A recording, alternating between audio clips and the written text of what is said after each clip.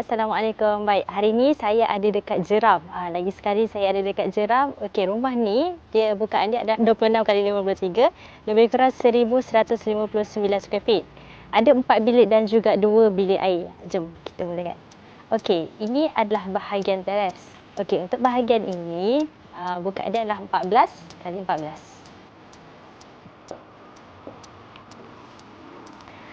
Okey, next jom kita masuk. Okey, ini adalah ruang tamu. Okey, untuk ruang tamu ni ukuran dia adalah 20 kali 12 kaki. Okey, seterusnya adalah bilik. Okey, yang pertama ini adalah master bedroom. Okey, untuk bahagian master ni, ini adalah 11 kali 11 kaki. Okey, untuk dalam master kita ada tandas. Untuk tandas ni, adalah 4 kali 7. Okey, seterusnya adalah bilik nombor 2 pula. Jom. Okey, inilah bahagian bilik nombor 2. Untuk bilik ini 10 kali 11 kaki. Okey, antara bilik master dan bilik nombor 2 kita ada tandas tau. Okey, tandas ni dia ada 2 pintu. Akses masuk dia ada 2, satu daripada master dan satu daripada tengah.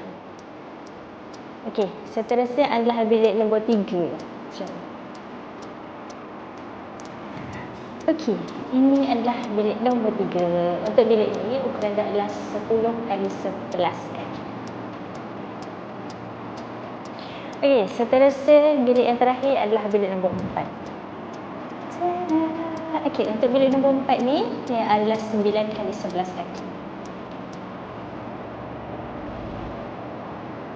Okey, ini bahagian dapur. Untuk bahagian dapur ni 11 kali 15 kaki. Tabletop dia lebih daripada 10 kaki. Ini tambahan daripada tuan rumah. Okey, dekat bahagian dapur kita ada satu lagi tandas. Okey, untuk tandas ni sama juga 4 kali 7 kaki.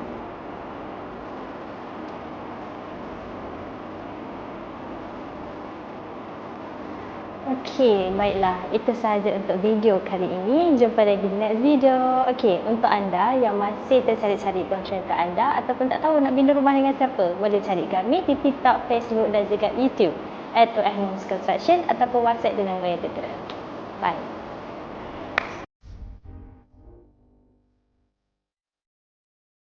Okey, Assalamualaikum. Baik, sekarang saya ada dengan pemilik rumah. Boleh puan perkenalkan diri dulu? Nama saya Aisyah. Saya kenal ni daripada kakak ipar saya.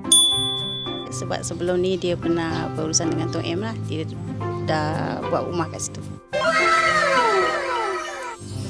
Okey, sepanjang pembinaan rumah ni dengan kami, macam mana ataupun proses sepanjang pembinaan ni, sama ada okey ataupun tak buat berurusan dengan kami? Okey, so far okey, alhamdulillah. Okey, last perasaan puan lepas tengok rumah ni siap macam mana? Happy ataupun tak ke? Tentulah happy kan. Rumah yang kita nak bina siap dengan sempurna.